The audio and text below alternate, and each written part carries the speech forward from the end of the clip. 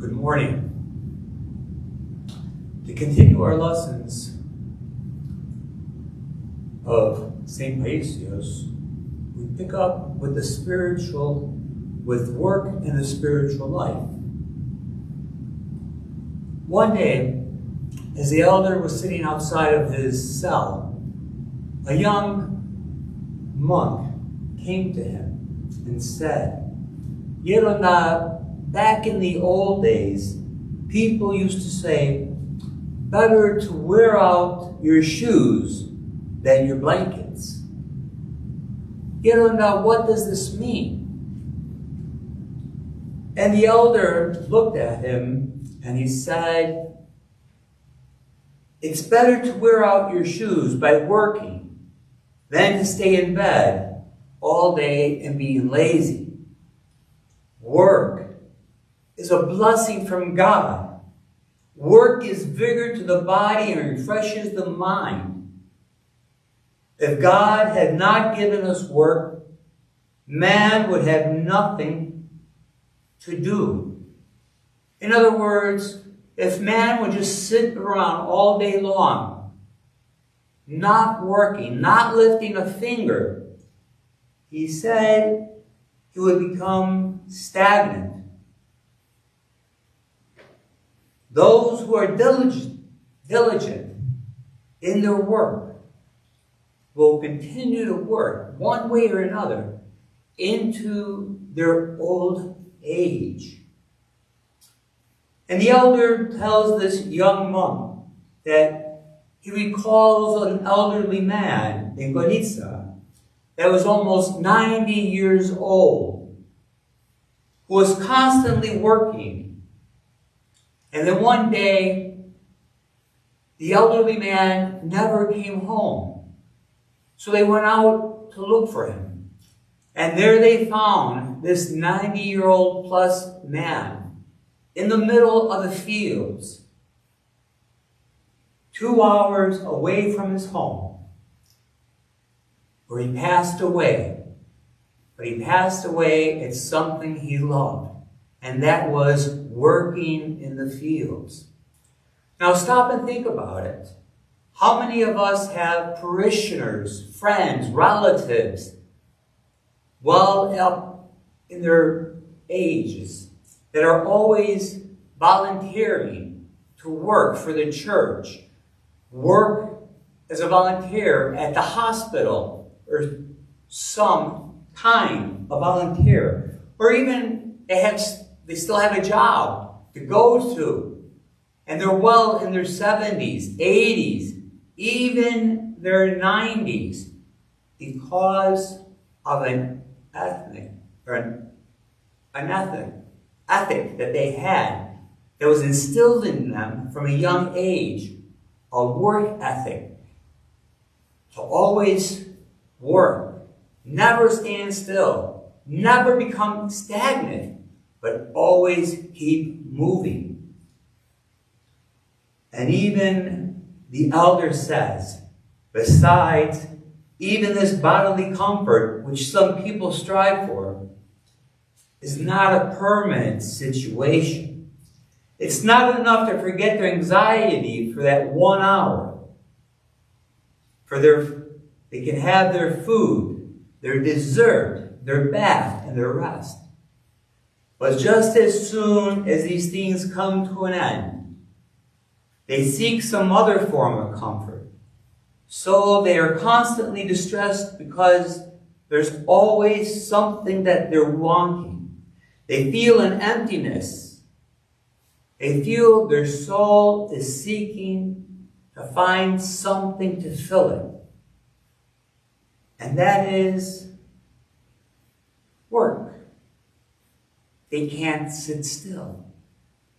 And then on the other hand, you have the person who worries himself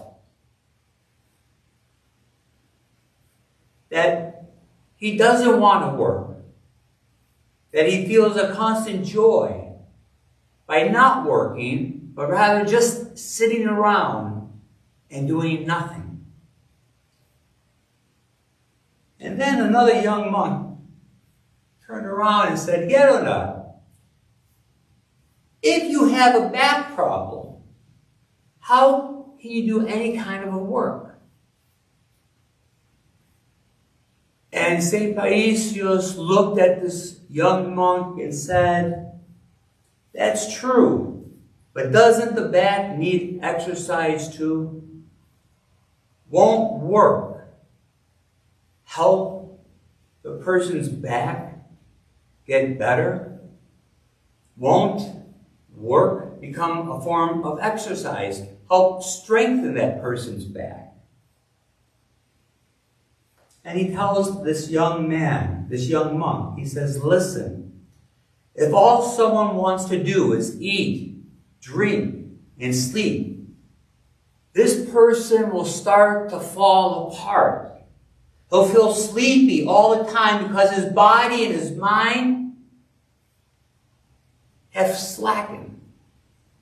He'll eventually get to the point where he won't be able to do anything. The person becomes useless in life. He gets easily worn out, even by just walking up a flight of steps. They lose their breath. Instead, if he just works a little and moves just a little, the elder tells us, he strengthens his legs, he strengthens his arms. You see, those who love to work don't sleep much, or they don't get tired so easily. They might not sleep at all, believe it or not. I remember one person telling me that they get 2 to 3 hours of sleep a night. And that was it. And when you see this person looks big, like he's full of life and so forth. Then you have the other person who sleeps 10 to 12 hours. And when they wake up and the day is half past, they still look like they're in bed sleeping. And you go back to the other person who has only slept a few hours. They have all the strength because work, believe it or not, has seized them, and they become physically strong. Work, believe it or not, is healthy. And the elder tells us that work is healthy, especially for young people. And he noticed that some pampered young men become tough and hardened once they went into the army. The military does them a lot of good, he would tell the other monks who gathered to listen to him teach. Of course, in the old days, he said this happened more. The military would really make men out of these young men who were spoiled and pampered, who had everything handed to them. He tells us nowadays the military is afraid to push these soldiers because with a little pushing, they'll slash their veins, they suffer from a nervous breakdown, and so forth. And he tells the parents to pay someone who will take their children into work in order to promote their health. And as long as they are doing something they enjoy. And the elder makes a very important point right here when he tells us, for if the young man who suffers from nerves and has a good mind as well does not work, he will become sluggish. And if he sees others making progress, this young man becomes confused because of his ego. And then he becomes unhappy with anything. And he is constantly thinking to himself with different thoughts. And it's at this point, the elder tells us, that the devil will enter into this young man's mind and will begin to give him thoughts of being a loser. And then the other thoughts come to him. What a good-for-nothing you are. So-and-so has become a professor. This person now owns his own business and is making money. And where are you? What do you do with your life? And you know, the funny thing is, the elder is telling this. And as we hear this, we can relate to this. Because we hear this outside in the public sector. When we hear people talk about their sons or their daughters, and they compare them to other sons and daughters of other people that they know. So-and-so's son just graduated with a PhD or an MD, and so-and-so's son is doing nothing with his life. The elder says, this is no good, because all it does is bring despair to that poor individual. But that individual, God willing, will wake up one day and realize that work is good for him. And once he begins working, he'll acquire confidence within himself. In a good sense, he'll become something that he will be happy doing in the world. He will come to realize that he can get things done. His mind will be occupied with his work, and he will be spared of these thoughts that the devil will be putting in his mind. Not to mention the gossip from those outside his own home. Thus, two good things will take place. One, the young person finally realizes that he's able to get up and work. And two, mentally, he gets himself into a good place.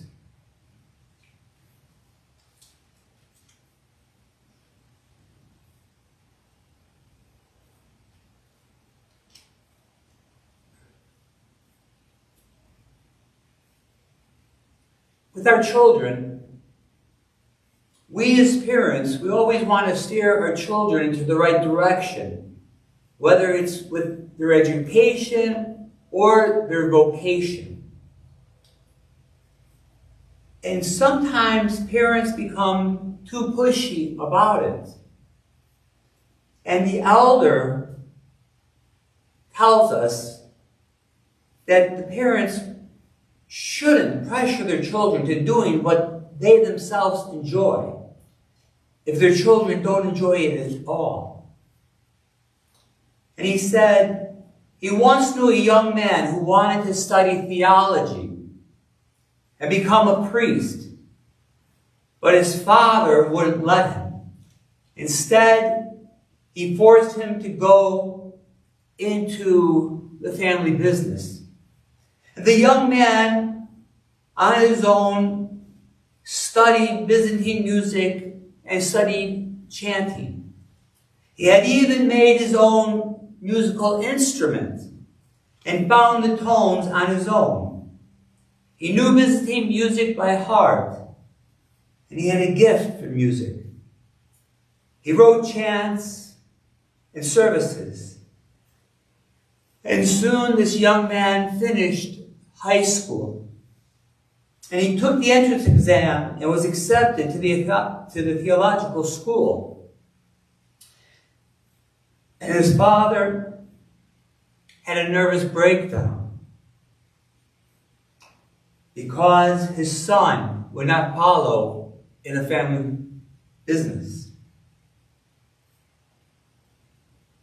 The father would go to the parish priest and beg him and say, "Father, pray for me that I'll get well and that my child will do whatever he wants and I'll be okay with it." But when he did get well, he again refused to let the child do what he wanted. And later he abandoned everything. And in the end, he wasted away. This is what the elder says to the young people who are perplexed about what they should do. St. Paisios says, well, this is what I say to you. Follow the branch you want. See which field you like as to do which comes natural to you. Now, if what they're thinking of doing doesn't come naturally to them, he tries to help them. To help them find the vocation that they will love. In other words, he says, I help them follow the education and training they want, so as to create a profession out of what is within their capabilities, provided they do so in harmony with God. Does someone have a calling for music? If so, they should become a musician.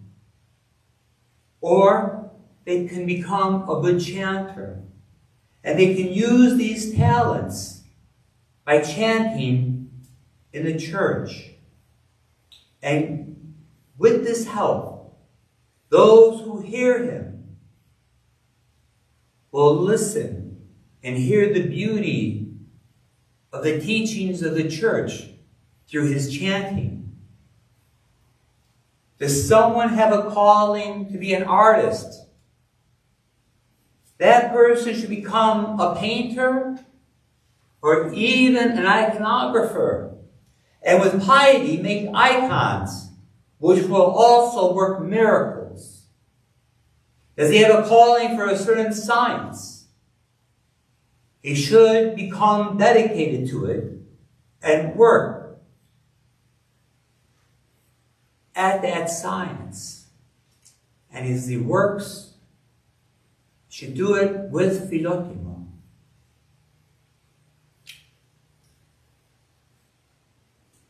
St. Paisios recalls that someone once came to him at the monastery of Stomio in Konitsa. And this person had brought his two nephews. And one of them was about 6 or 7 years old, he said, and he sat next to the elder. And he kept asking him questions. And finally, St. Paisios turned around and said, "My gosh, you're so full of so many questions. What do you want to be when you grow up?" And this young 7-year-old turned around and said, "I want to be a lawyer."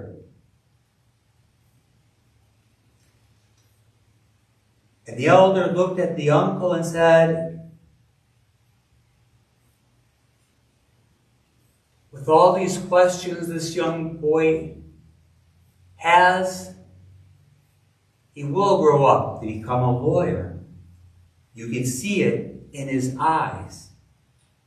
But then, he says, I went to turn to the next nephew, and I couldn't find the child. I asked the uncle, "Where's your nephew?" Where did he go? And the uncle had no explanation, or didn't have an answer. And he says, let us go find him before he falls off the mountain, off a cliff, and gets hurt, or even worse. And as they went outside to look for this young child, St. Paisios says they heard this banging and banging and banging of wood coming from the wood shop. And they went inside the wood shop, and they saw this young child with a hammer pounding on a smooth plank that was on a workbench. And he said, my son, what do you want to be when you grow up? And the child said, I want to become a cabinet maker. St. Paisios turned around to the uncle with a smile. May you become one. And he said this with a little sarcasm, because after you destroyed that plank, I pray that the cabinets you make will be nice and straight and sturdy. But it's all right, St. Paisios says. Follow your heart. Follow your dreams. But follow the calling that you have within you.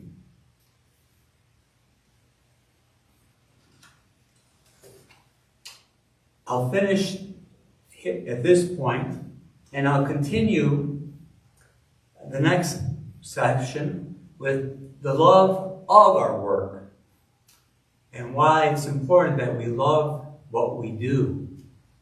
Today we celebrate the feast of Saint Demetrius, the myrrh bearer.